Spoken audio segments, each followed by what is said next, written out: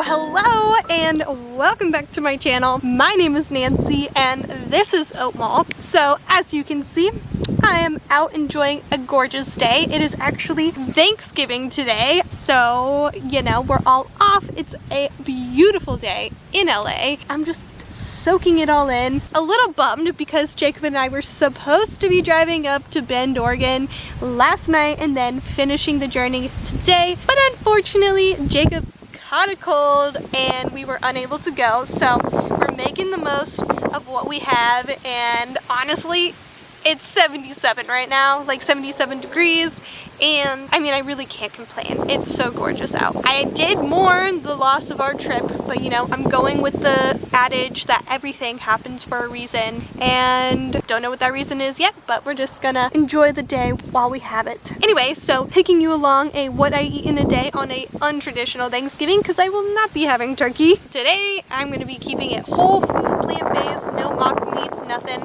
and with it being untraditional, I'm actually going to be making an Indian feast tonight. It's going to be some chickpea curry, maybe some spinach dal type of thing with an apple crumble. Maybe I'll make some like oat wraps as like my substitute naan, you know. We'll see what I'm feeling, but I'm going to make a huge feast because I love cooking. Like, it's my biggest joy and passion, and so that's what I'll be doing, and I'm gonna show you all of that. And then for my breakfast this morning, I'm so excited about this. It's my new like favorite obsession, and it is oatmeal with millet in there. If you love steel cut oats or more like textured oatmeal, adding millet is fantastic.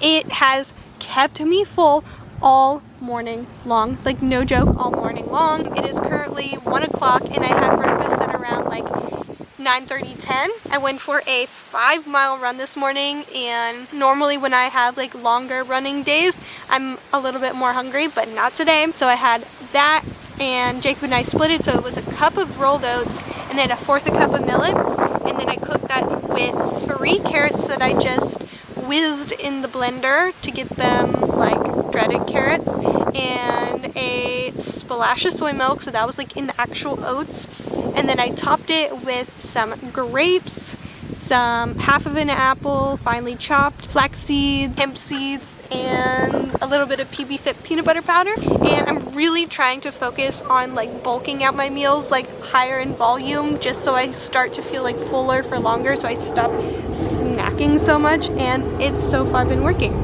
Right now I'm just sitting in the park. Jacob and I walked up here. He already walked back. He just needed to get some fresh air. But I'm just reading my book right now in the park, and it is so lovely. I'm just going to enjoy the day for what it is and I'll take you along with me on what I make for my Indian feast. I'm so excited about it. I'm trying not to eat until like I start cooking so I can really enjoy like everything, because it's gonna be a feast. It's gonna be quite hefty and I'm so excited about it. That is what I'm doing. Oh, and exciting thing, so why I am running so much all of a sudden, while I do love running, I'm trying to go longer distance because I turned 30 in April and I plan on running a marathon before I turn 30.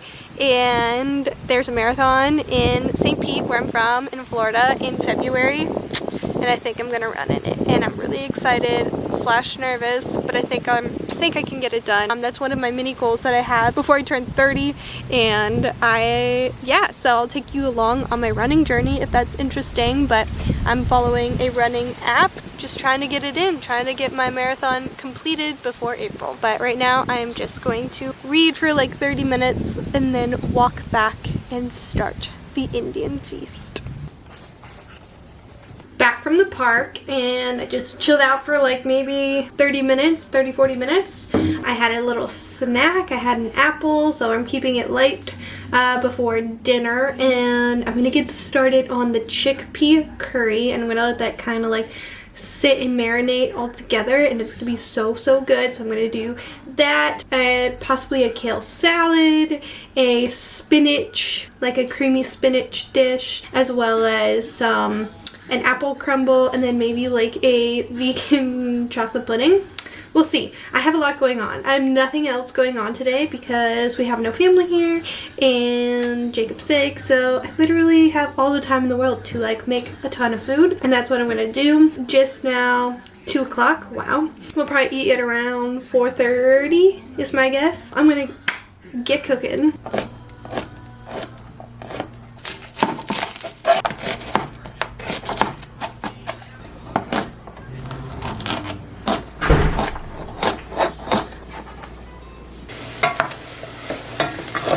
Okay, so I have my diced onions, garlic, and carrots in here, and I'm just getting them nice and soft. And now I'm gonna add in my spices and my tomato paste. So for my spices, I'm going to be using cinnamon, ground cumin, turmeric, curry powder, coriander, and a little bit of chili powder. I've learned what the key for a good Indian dish is just a crap load of spices. I've done it where I just had curry powder and it came out fantastic. I got all of these because it's a special Indian dish, being that it is Thanksgiving. So I'm gonna add in all of my fancy spices, and I'll show you once it's like all combined, like how it looks like in the pan, because you want to like dry toast all of your spices to really infuse the flavor of the spices and like let the aromatics toast and all of that. So that's what you do first before you add in your chickpeas and everything else. You let your spices toast in the pan.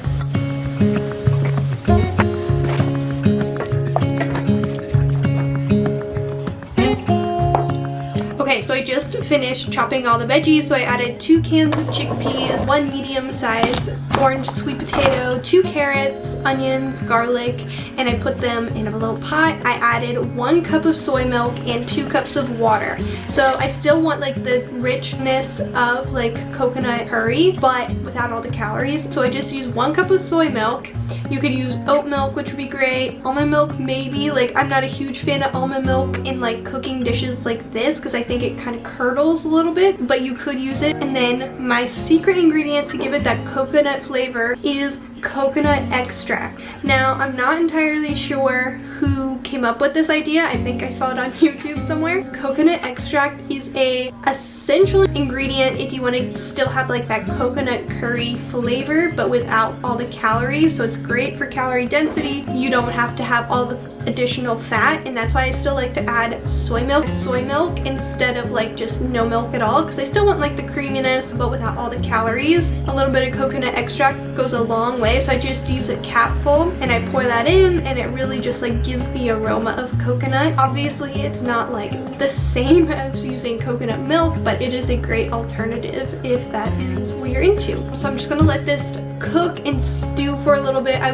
want the water to kind of reduce in half and really thicken, as well as cook up the sweet potatoes so they get soft because I put them in raw. So that'll just cook for maybe like 45 minutes. I also started cooking up some rice. Now I'm gonna look up a recipe for like this spinach dish. Not entirely sure what it is called. I think I'm gonna make that as well. I think that sounds really, really good. And then once the chickpeas and sweet potatoes have like reduced in half and have like simmered, I'm gonna add in some kale just to add a little bit of extra veggies into there. Oh, I have so many leftover potatoes because I steamed up a bunch of potatoes thinking we were going to drive up to Bend, so I was gonna have those as like car snacks. We didn't end up using them, so I think I'm gonna try to do like this curry potato dish as well. That sounds really good. So I'm gonna finish making my dishes and I'll show you everything once I'm done. For the potatoes, I essentially just mix up a spice mixture of onions, garlic,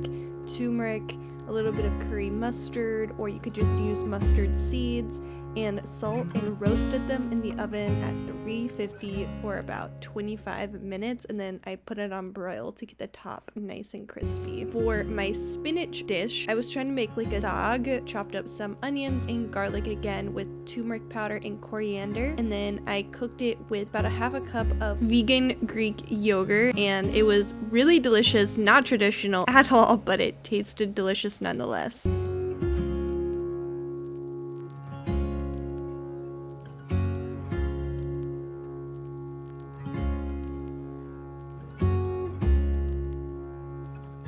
For my dessert, I made an apple crumble, and it was super simple. So I just had 1 cup of rolled oats, and then half of a cup of Greek yogurt again with some cinnamon and 2 tablespoons of flax seeds. And for my apples, I used 4 large envy apples chopped very, very finely with a little bit of cinnamon and coconut sugar.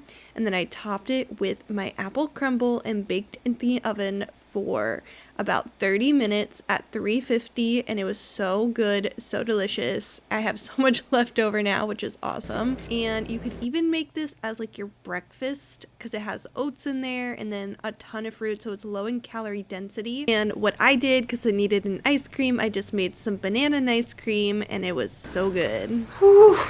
Goodness me. So I just finished everything. Well, not just. It's now like 8 o'clock and we finished dinner at like 5, and I had that plate you saw, but that was actually Jacob's plate, so mine was the same exact thing. I just didn't have the lavash bread on it. It was just store-bought lavash bread that he had and I didn't. What I didn't show you is I made like a tomato salad, like a tomato onion parsley salad, and that was super nice. So that was like my fresh elements. I had mostly all cooked elements with my meal. It was so yummy, so full of flavor, and Jacob gave me high marks on that one. He said that was one of his favorite meals I've ever made, top 10 out of 10, so it was really, really good. Not traditional Thanksgiving. I don't think I've ever had Indian food for Thanksgiving. And then for my dessert, I had that apple crumble that you saw with some banana ice cream on top, so it was so nice and delicious, healthy, and I have so much left over of the apple crumble, so I think it's gonna be like a great breakfast topping tomorrow, or just like by itself. And yeah, so it was a full day of cooking for me, which I love. I thought it was super fun. I had a good time with it, and now I am so full and ready for bed, even though it's like 8 o'clock, but I have nothing else going on, so